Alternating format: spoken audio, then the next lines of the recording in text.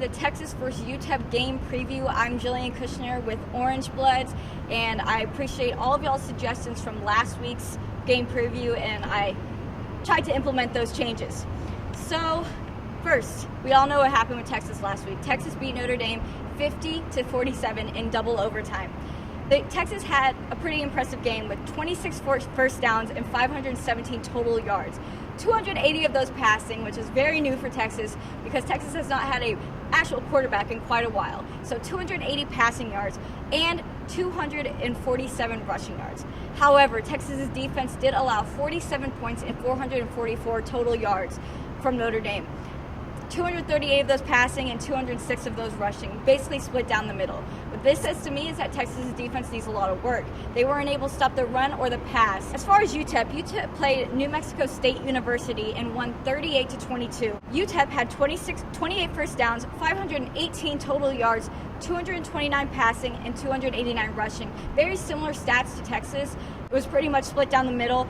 As far as how New Mexico State did, they had 345 total yards, 206 passing, and 139 rushing. So what that shows me is that UTEP's defense, like Texas, not the best, but they're able to stop the run better than they are able to stop the pass, which Texas has to think of going into this game. As far as injuries go, the biggest injury is actually coming from UTEP's side. Their quarterback, Zach Greenlee, is out for 2 to 3 weeks. So that means they're going to start their second-string quarterback, Kavika Johnson. Kavika Johnson is really used as a wildcat. Therefore, the reason this injury is bad for Texas is there's not really any tape on this guy. Texas's injury is to safety Dylan Haynes. He had a head injury, left the game. It's not official if he's not going to play this weekend, but I'm assuming he's not going to play because they said he had a concussion, so he should not play this weekend. UTEP, the player to watch is the running back, Aaron Jones. I mean, he lit the game on fire last weekend. He had 249 yards on 31 carries, 2 touchdowns, and his longest run was 75 yards. Texas actually allowed a lot of rushing yards last weekend, as I just said. Texas allowed 206 rushing yards last weekend, which is less than as much as Aaron Jones ran last weekend. So he's kind of a freak. Texas has to stop him because he will go and he'll just he'll literally run away with the game. Like that punt, I did too. The punt and kick returner, Terry Junior, is another guy that you guys have to watch out for. He had 26 yards on 1 kick return. He had 97 yards on 6 punt returns, and his longest return on a punt was 36 yards. Like I said, Texas's special teams is not good, and this guy will make UTEP's jobs a lot easier by returning those kicks, and Texas has to learn how to tackle him. Texas's players to watch, Shane Buechele, obviously. He had 280 yards and 2 touchdowns in his college debut. Another player to watch from Texas is Deontay Foreman. He had 131 yards on 24 carries, and he had 1 touchdown. And the last player to watch for Texas is Gerard Hurd.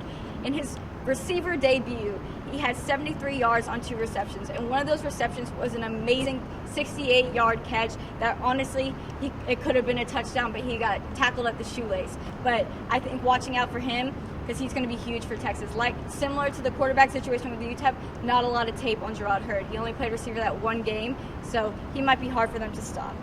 Dangerous plays for UTEP would be anytime Aaron Jones has the ball. I don't know about this quarterback. Like I said, he is the wildcat type of guy. Apparently, he is the better of the two, so that might make Texas's job a little harder. He is a dual quarterback, so he will run and he will throw the ball. Texas's play to watch for is the 18-wheeler and anything with Gerard Hurd.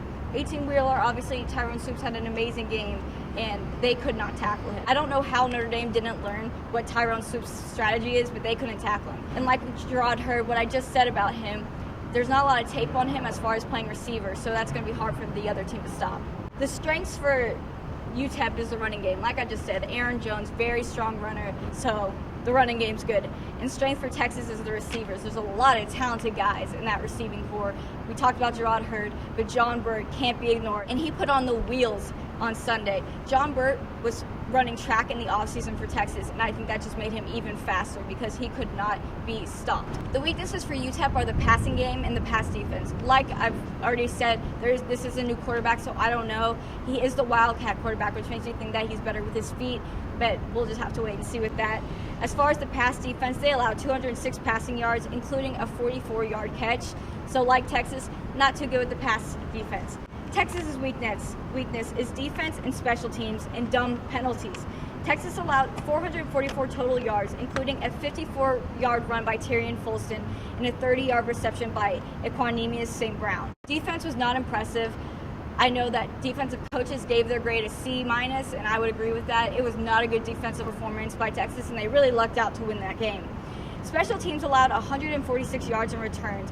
One of the returns was a 40-yarder. Texas has not been good with special teams in the past few years. They are not very special, and Texas needs to work on that because these teams are getting huge advantages and a lot of momentum to start a drive when they're able to return for 40 yards. As far as the dumb penalty, Texas was called for 11 penalties, which is 3 more than Notre Dame. This included a stupid sideline penalty on Charlie Strong, a face mask. You gotta do better than that. A face mask, come on, that's like, don't pull a face mask, it's easy. And then a chop block. I haven't heard of a chop block in years. I didn't even know that was still a penalty. I haven't heard someone get that call on that. I could not believe Texas got called for a chop block. That was unbelievable. There's going to be a lot on this game for UTEP. UTEP is a smaller school, obviously University of Texas at El Paso, a UT school. I think that this is going to be a very big game for them. They want to beat UT. That means a lot. And now that Texas is ranked 11th, they want to beat Texas even more. 67 players on the roster for UTEP are from Texas, but a lot of these guys were not offered by Texas, which kind of makes their hate run deeper. I talked to former Texas tight end and current Eagles tight end who is now on injured reserve, MJ McFarland, about the game this weekend. Here's what he had to say. UTEP is going to come to Austin fired up and ready to go because they have been talking about this game since it was scheduled a couple of years ago. They feel like they get no recognition. Also, majority of the guys there are from Texas and they didn't get recruited, so they're going in with a chip on their shoulder. Texas needs to come out, jump on them from the beginning, and dominate from the first quarter to eliminate any momentum from UTEP. So like MJ said and I said, these guys are playing with a chip on their shoulder. They want to beat UT. When you're at the top, the only place you can go is down, and everyone comes for you when you're a top-ranked team.